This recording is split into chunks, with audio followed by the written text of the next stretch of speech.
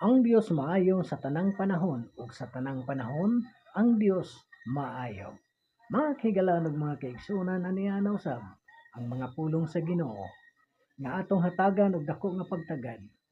Mahitungod kini sa daotan. Sumala dinha sa Salmo kapitulo 2 bersikulo 5 hangtod kini sa 7 dinha nagingon.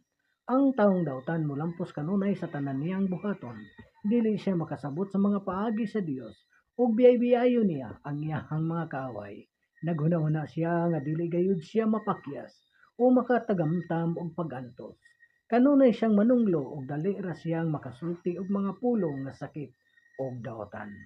Mao kana makaigsunan, apan nagsulti usab si Salmista David dinha sa kapitulo 1 bersikulo 6 dinha nagingon.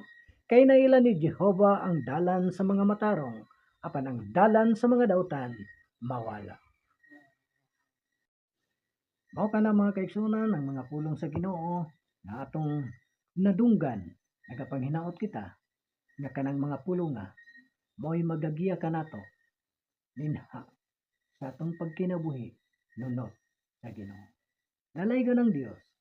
God bless us all.